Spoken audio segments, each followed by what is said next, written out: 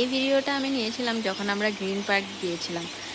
তো এই একটা আমার নগাঁওতে যে বেস্ট মোমেন্টের মধ্যে, অনেকগুলো মোমেন্টের মধ্যে এই যে একটা আমি অলরেডি শেয়ার করেছি আপনাদের সাথে। বাবু যখন টিভি দেখছিল, মা ভাত খাচ্ছিল।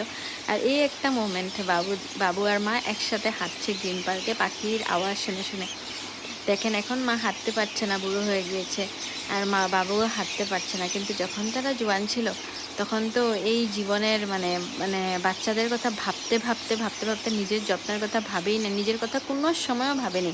এখন আমি মা হয়ে নিজে বুঝতে পারছি যে একটা বাচ্চার জন্য মা বাবারা কত কষ্ট করে।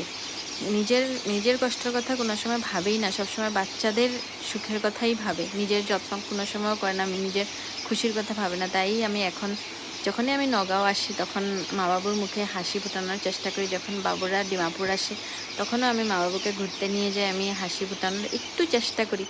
জানি আমি ওই যে টাইমগুলো ওনাদের চলে গেছে ওটা তো নিয়ে আসতে পারবো না, কিন্তু যতটাই মানে আমি পারছি চেষ্টা করছি। আর ভগবানের কাছে আমি এটাই প্রার্থনা করছি যাতে আমি মা বাবুর জন্য যেগুলো আমি স্বপ্ন রেখেছি, মানে ভেবে রেখেছি মা বাবুর জন্য এটা করব ওইটা করব, আমি যাতে করতে পারি, ওই স্বপ্নগুলো যাতে আমার পুরা করে ভগবানে, মা বাবুর মুখে আমি আরও হাসি ফোটাতে পারি। আমি এটাই প্রার্থনা করি মা বাবু যাতে সব সময় আমার সাথে এইভাবেই থাকে, আর ওনাদের শরীরটা যাতে ভালো হয়ে যায়, অনেক জলদি খুব আরও ভালো সুস্থ হয়ে যায়। ভগবানের কাছে আমার এটাই প্রার্থনা। লাভ ইউ মা বাবু।